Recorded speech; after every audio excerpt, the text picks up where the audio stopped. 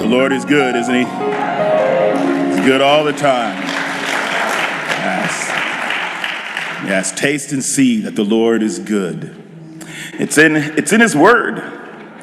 It's in his people and all those who have faith in the Lord Jesus Christ. Dr. Martin Luther King Jr., as some have said, that he is probably the most influential person of the 20th century because of what took place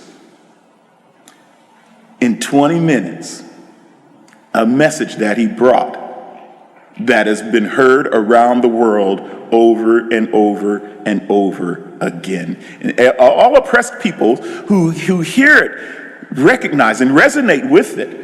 And so he is probably the most famous preacher of the 20th century, without a doubt. But we have with us the Reverend John Moore. Now, see, if you've never heard John do a Dr. King sermon, you don't know what you've missed. Amen. And if you've missed it, we're going to help that. We're going to help that this evening. Now, he's not going to do the "I Have a Dream" speech, but this is another sermon by Dr. King. Why Jesus called a man a fool. Reverend Moore. Welcome, my brother.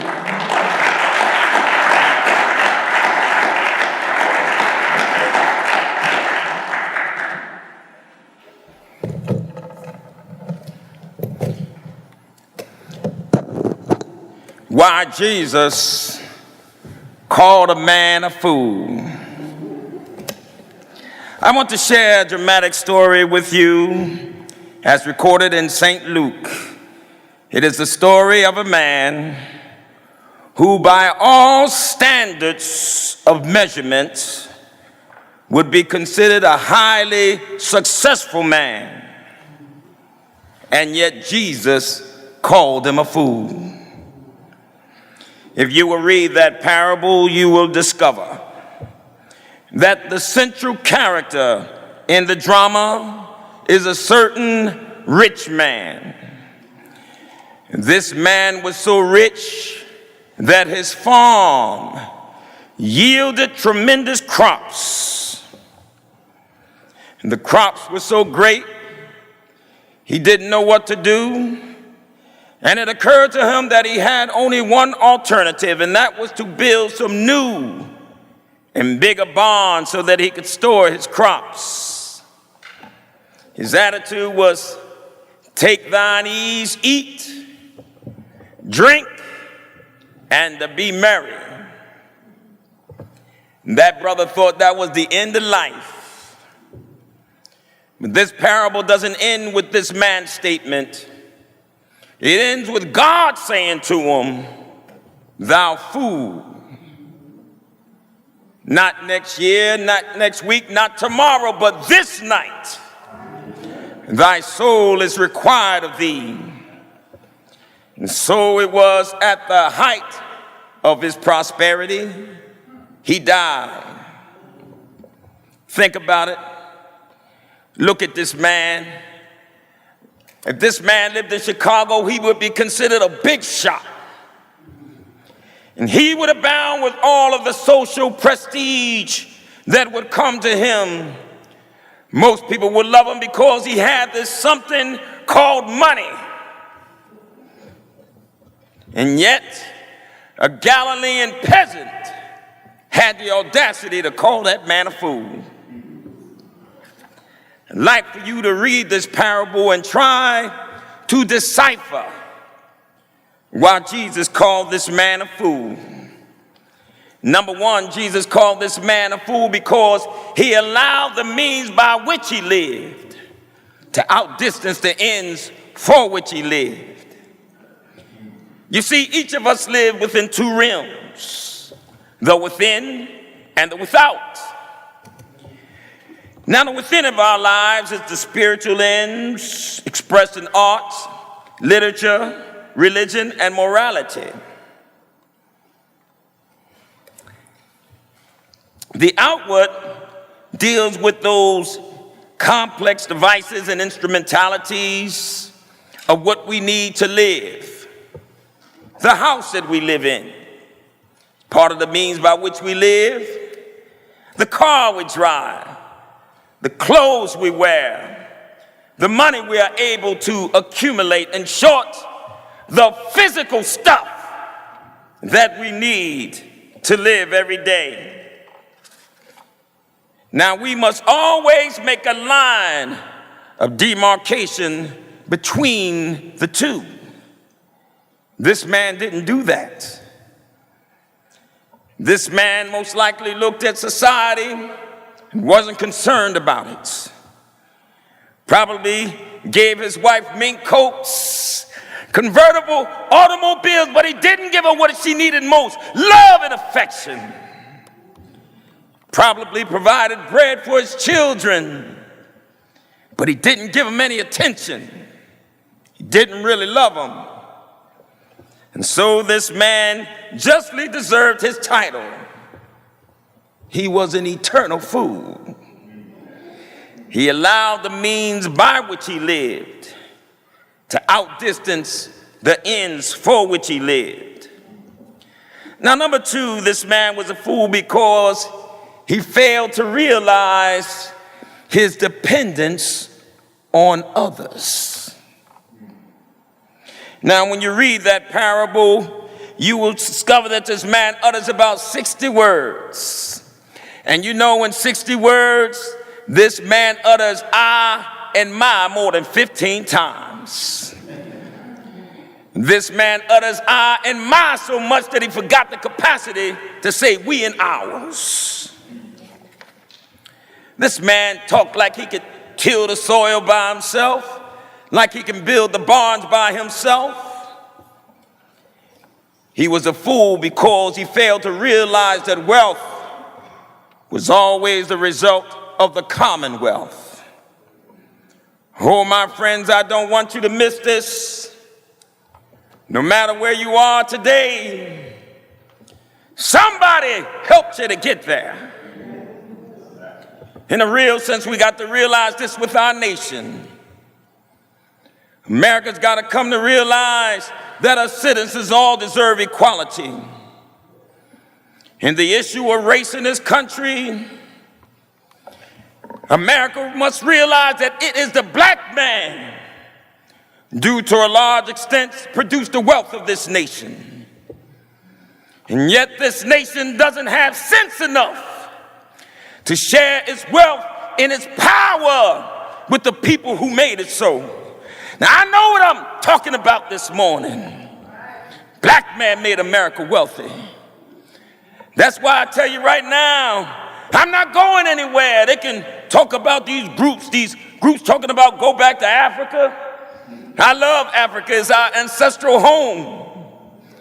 But I don't know about you. My grandfather and my great-grandfather did too much to build this nation for me to be talking about getting away from it. Before the Pilgrims landed at Plymouth in 1620, we were here. Before the Declaration of Independence was written, we were here. Before the beautiful words of the Star-Spangled Banner were written, we were here. For more than 2 centuries, our foreparents labored without wages. They made cotton king with their hands and with their backs and with their labor. They built the steady docks, the impressive mansions of the South. And now America is saying that we can't build. Why? Because these jobs pay $6, $7, and $8, $9, $10,000 an hour. And we don't want to give this to Negroes. So America is becoming just like the man in the parable. America is becoming a fool. Finally, this man was a fool because he failed to realize his dependence on God. Do you know this man talked like he regulated the seasons? This man talked like he gave the rain to grapple with the fertility of the soil. This man talked like he provided the dew. This man was a fool because he acted like he was a creator instead of a creature. You know, a lot of people are just forgetting about God. They just get involved in other things. One day you're going to need Him. Problems of life will begin to overwhelm you. Disappointments will begin to beat on your door like a tidal wave. And if you don't have a deep faith, you aren't going to make it. I know this for myself. I grew up in the church. I'm the son of a preacher, and the great-grandson of a preacher, and the great-great-grandson of a preacher. My father's a preacher, my grandfather's a preacher, my great-grandfather's a preacher, my brother's a preacher, my only uncle is a preacher, so I didn't have much choice, I guess.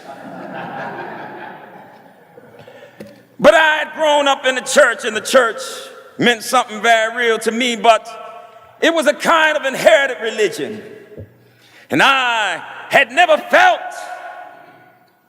an experience with God in the way that you must feel it and have it if you're going to walk the lonely paths of this life.